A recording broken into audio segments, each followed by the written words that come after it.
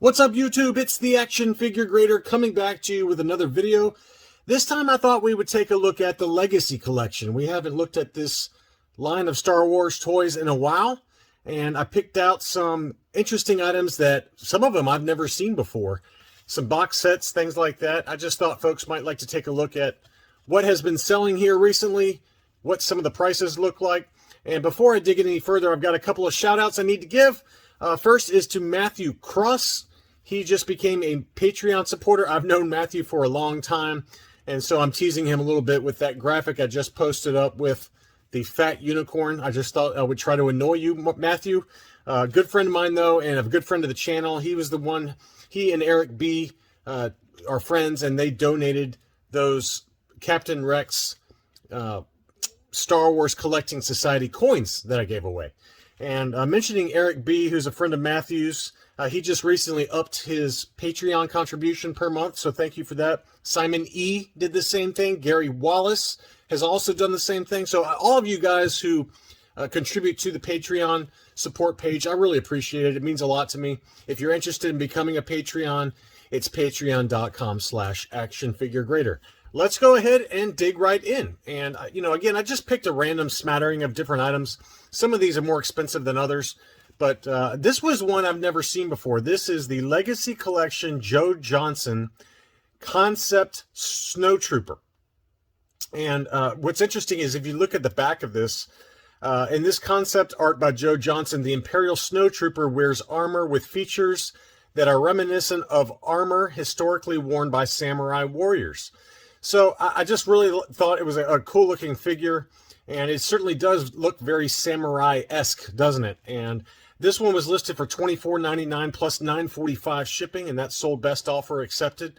And a number of these Legacy Collection figures have like a Build-A-Droid part that comes on the back with a little window, as you can see, and then you can buy all the different characters, pull the droid pieces out, and then assemble the droid. And it shows you the droid that you can build and what part is included as part of that package. Next up is the Ugnaught. And I wanted to point out this Ugnaught because I did see a number of these that have sold here recently. And I'm assuming it's because of that carbon freezing chamber, the Vintage Collection carbon freezing chamber playset.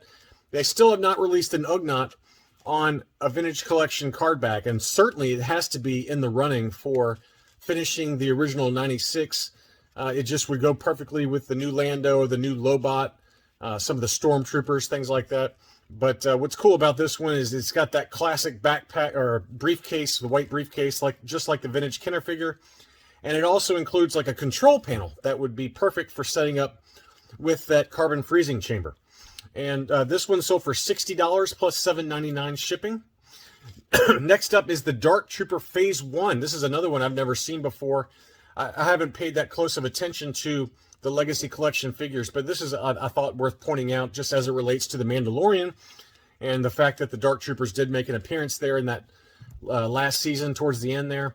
But this would be like the Phase 1 version, meaning that kind of the prototype, unfinished robotic kind of body to it. Pretty cool looking figure with a little kind of extensions pike that comes off of his arm. That one sold for $54 plus $10 shipping on 19 bids.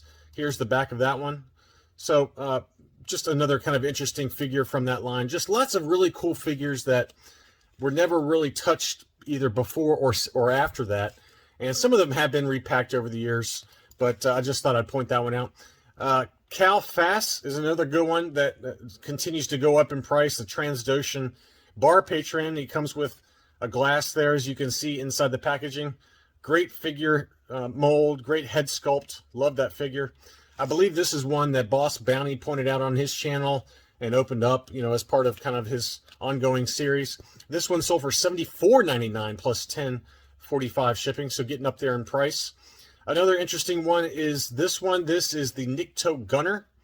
Kind of a clowny looking face there. It's kind of smiley, but it comes with a hood along with a larger, weapon that would attach to the side of the sail barge and a blaster pistol. So I would think a lot of folks are buying this one to include as part of the Katana Haslab project. And, I've seen these sell loose for about the same price that they do mint on card. So clearly there's demand from folks, whether they're loose or packaged. $64.99 plus $10.45. Shipping took that one home. As it relates to the Obi-Wan series that just finished up, we obviously saw Owen Lars make a reappearance. And here is an Owen Lars on the larger Legacy Collection packaging. You can see it's got the larger kind of blister, very similar to the Clone Wars packaging. That Owen Lars figure continues to go up in price. He's got that cloth goods robe that is way too big, but pretty cool head sculpt. That one sold for $82.97 on free shipping. And let's see, I also got his wife, Baru, and that one sold for $49.57 on free shipping. So I think a lot of folks are just maybe reminiscing about the prequel trilogy, and now with the Obi-Wan series kind of bringing those folks back, they decided to go ahead and pick those up. But a couple of those did sell here recently. And likewise, Disturbance at Lars Homestead. This is the Toys R Us exclusive in the Legacy style packaging, Legacy Collection packaging.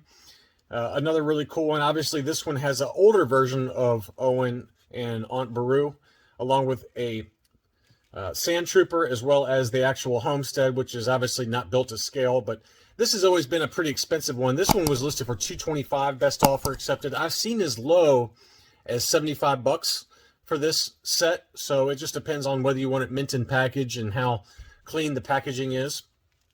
Another couple of figures that have not reappeared within Star Wars canon, but did have figures associated with them are Jaina and Jason Solo, the twins, from the old 1990s, maybe early 2000s novels, as well as some of the comic books.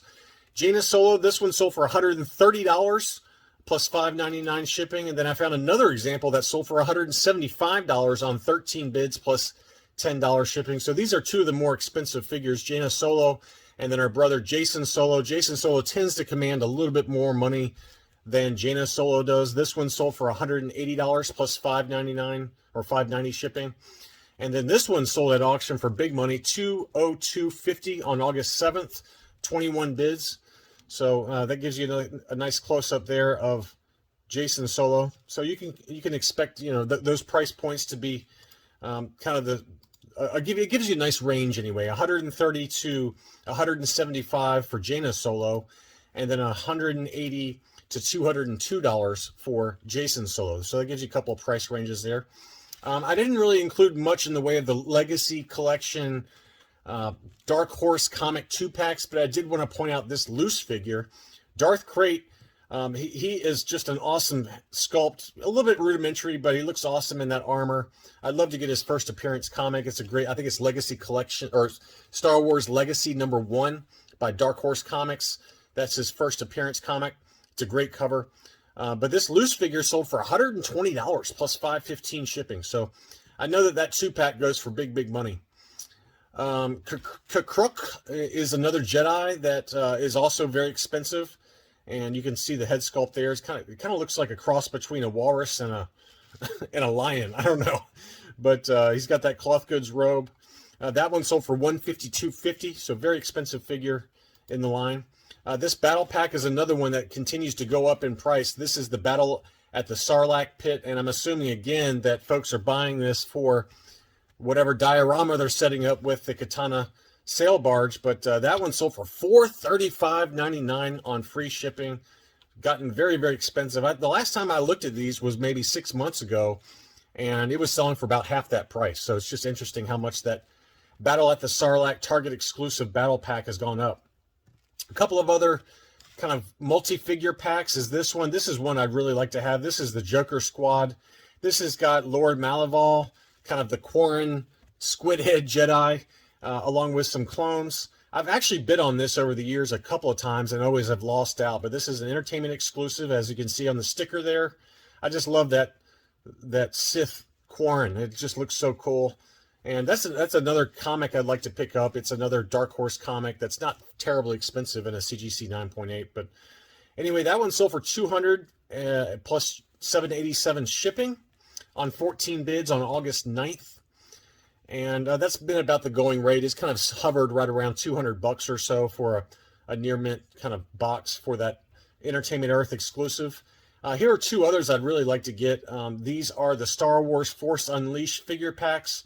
And there's a couple of different versions. This one has the Evo Trooper, Juno Eclipse, Galen Marek, obviously, who's Starkiller, Ram Kota's Militia Elite, and then a Shadow Stormtrooper. And I don't know. I guess I just have never looked closely at this multi-pack, but obviously the Gaming Greats version of the Shadow Stormtrooper came out where they updated the sculpt. This is a much more rudimentary sculpt, but this one was a Toys R Us exclusive, as was this one that also had the Shadow Stormtrooper, a Felucian Warrior, Galen Marek, or Starkiller again, Proxy, and then an Imperial Jump Trooper. So a couple of really nice Toys R Us exclusive Force Unleashed related figure packs.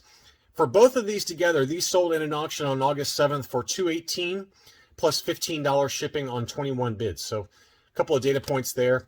Now, going back to this Neat Stuff Collectibles seller, he, as we've talked about in our vintage collection market updates, he sold a bunch of different lots of TVC, just big batches of them. And he did the same thing with the Legacy collection. So this was 17 different figures. I'm not going to go through all of them. You're welcome to kind of pause the video if you want to take a closer look at all of the figures that were included in this lot. And this was one of the smaller ones, believe it or not. This one sold for $285 plus $20 shipping. And, just really cool because these all have the first day issue stickers.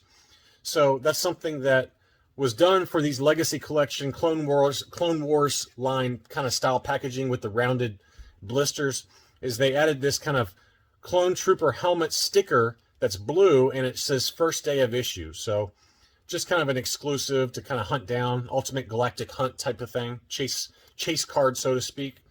And then we had this lot that the same seller had. This was 76 Legacy Collection, because he says Saga Legends, so it's very similar, but I can't keep track of all the different modern lines. There's so many of them. But look at this massive lot of figures that they just dumped on all in one big auction. This sold for $1,394 plus $60 shipping. So just a massive lot. And then finally was this one. This one had 155 Legacy Collection Droid Factory related figures. I mean, look how you got an instant collection if you were to buy this.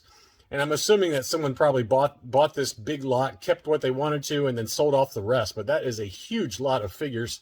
And the price reflected that. It sold for $2,716 plus $100 shipping. So just pretty incredible to see these massive lots of Legacy Collection figures sell at auction. And I just thought I'd talk about those, along with some of the more interesting figure packs, as well as single carded figures that I had, some of which I had never seen before.